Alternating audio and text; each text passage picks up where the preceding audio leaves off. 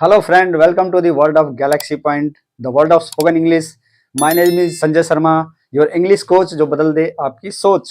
तो फ्रेंड आज हम कुछ नया करने जा रहे हैं। जैसा कि आप सभी जानते हैं गैलेक्सी पॉइंट में स्पोकन इंग्लिश में 21 दिन का चैलेंज चल रहा है। डे बाय डे हम एक नई नई अचीवमेंट्स कर रहे हैं, कुछ नया नया सीख रहे हैं और हमें ये टारगेट कंप्लीट करना है। एनी हाउ एंड क्राउ we have to complete this target because we want to become a fluent speaker. That's the reason why we are standing here, why we are going to learn. तो आज हम क्या करने वाले हैं? आज हम कराएंगे देयर एक बहुत ही एसेंशियल पार्ट प्ले करता है स्पोकन इंग्लिश में। देयर का यूज हम करना सीखेंगे। देयर किस किस जगह यूज होता है? देयर को हम यूज करते हैं जहाँ पे सब्जेक्ट ना हो या किसी प्लेस को बताना हो, किसी स्थान को बताना, उस जगह पे हम देयर का यूज कर सकते हैं। देयर के लिए जैसे कि हम प्रेजेंट में यूज करेंगे तो हेल्पिंग वर्ब क्या होगा? Is are. अगर पास्ट में करेंगे तो वाज वर के साथ करेंगे और फ्यूचर में करेंगे तो विल बी। ये सभी आप लोग जानते हैं बहुत अच्छे से। तो आइए without wasting over time come to the point. Point क्या है? देयर जैसे कि मैंने आपको बताया है कि भाई देयर का यूज कहाँ कहाँ करते हैं। जैसे प्लेस के किसी प्लेस को डिनोट करना तो उसमें करेंगे। विदाउट सब्जेक्ट वाला जो सेंटेंस होगा उसमें यूज करेंगे। देयर का मतलब ऐसे वहां होता है। अगर प्रेजेंट में करेंगे तो इज आर लगेगा हेल्पिंग वर्ब, पास्ट में करेंगे तो वाज वर और फ्यूचर में करेंगे तो विल बी। ये मैंने स्ट्रक्चर बनाया। स्ट्रक्चर बहुत इंपॉर्टेंट है। स्ट्रक्चर के बिना मतलब समझ सकते हैं without foundation no one can make any kind of building. So building मतलब कोई भी चीज बनाना चाहते हैं आप, एक फाउंडेशन, एक स्ट्रक्चर, जो एक डेफिनेट शेप हमें जरूरत होती है उसकी। उसके बाद हम कोई बिल्डिंग या फिर स्पोकन इंग्लिश में जो हम जिस मुकाम पे पहुंचना चाहते हैं वह तभी पॉसिबल है जब आप ये सब चीज करेंगे। तो इसके सेंटेंस का स्ट्रक्चर क्या है? जैसे कि सिंपल सेंटेंस बनाना हो, देयर लाएंगे सबसे पहले, फिर इज आर में से कोई भी लगा सकते हैं जैसे सब्जेक्ट होगा उस हिसाब से, फिर ऑब्जेक्ट, फिर आरपीएस। आरपीएस मतलब रिमेनिंग पार्ट ऑफ स्पीच या रिमेनिंग पार्ट ऑफ सेंटेंस कह सकते हैं। ठीक है।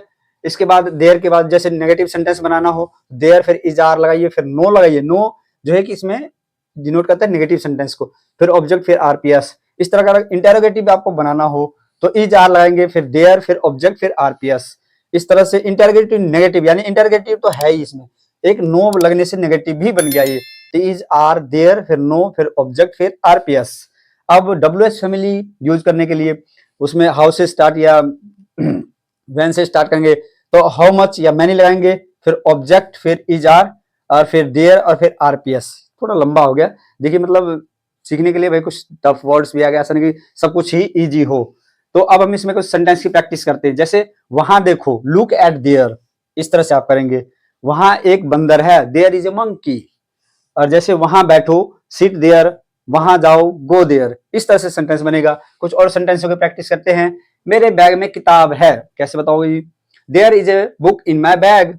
मेरे बैग में किताब नहीं है। ये देखिए मैंने सिंपल सेंटेंस बनाया, इसको हम असर्टिव सेंटेंस कहते हैं। और इसको नेगेटिव, क्योंकि इसमें हमने मना की किस चीज के लिए। मेरे बैग में किताब नहीं है, इसको मतलब there is no book in my bag.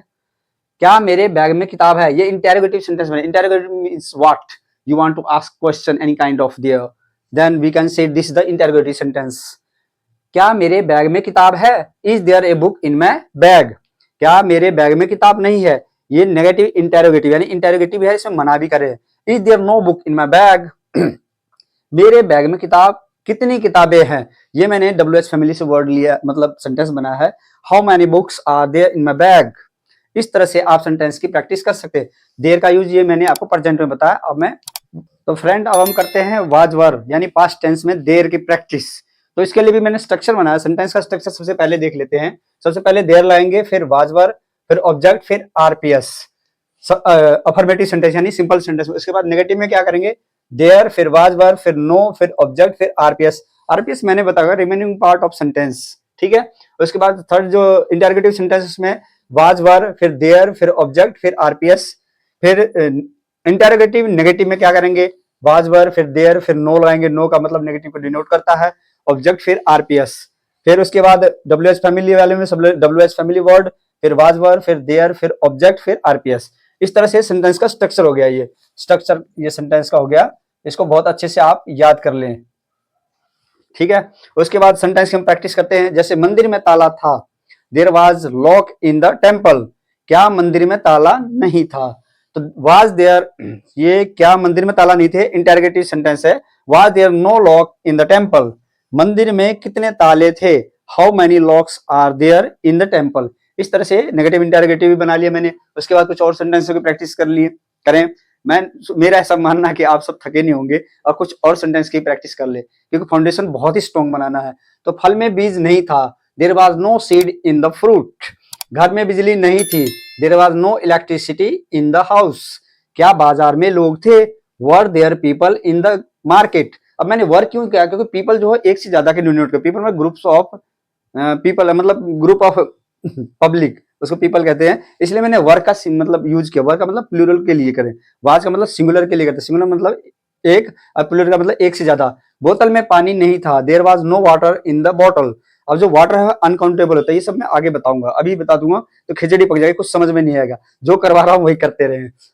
माला में फूल क्यों नहीं थे, why there were no flowers in the garland. तो ये आपके वाज वर्ग की प्रैक्टिस हो गई देयर के साथ। अब आगे करेंगे हम फ्यूचर की प्रैक्टिस। तो फ्रेंड अपना ये सेशन बहुत ही मसालेदार चल रहा, बहुत ही जबरदस्त। अब हम करते हैं विल बी की प्रैक्टिस। देयर का सेशन चल ही रहा है, तो डटे रहें मजबूत यादों के साथ, because you want to become a fluent speaker, that's the reason. Come to the point. तो इसमें स्ट्रक्चर क्या है, देयर लाएंगे, फिर विल बी, फिर ऑब्जेक्ट, फिर आरपीएस। आरपीएस और मैं आरपीएस ऑलरेडी आपको बता चुका हूं, रिमेनिंग पार्ट ऑफ सेंटेंस। तो इसके बाद नेगेटिव में क्या करेंगे, देयर लगाएंगे, विल बी लगाएंगे, फिर नो, फिर ऑब्जेक्ट, फिर आरपीएस। इंटरोगेटिव में क्या करेंगे, विल लगाएंगे, फिर देयर लगाएंगे, फिर बी, फिर ऑब्जेक्ट, फिर RPS, remaining part of sentence. फिर उसके बाद नेगेटिव इंटरोगेटिव में क्या करेंगे, विल लगाएंगे, फिर देयर लगाएंगे, फिर बी, फिर नो, फिर ऑब्जेक्ट, फिर आरपीएस।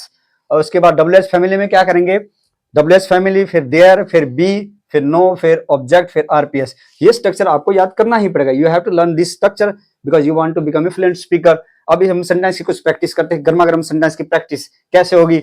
मेरे बैग में किताब होगा, there will be book in my bag. मेरे बैग में कॉपी नहीं होगी, there will be no copy in my bag. Yamuna नदी में पानी रहेगा, there will be water in Yamuna river. All of we know that there must be water in Yamuna river. तो अब इसके बाद नेक्स्ट सेंटेंस की प्रैक्टिस। इंजेक्शन में सुई होगी, there will be needle in the injection. Computer में कई भाग होंगे, there will be many parts in computer.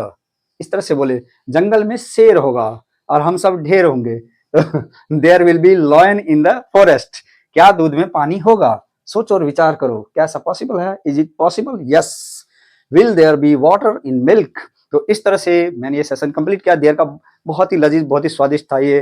Thanks for watching my video, keep smiling, keep growing forever because you want to become a fluent speaker, that's the reason you have to must stay with us.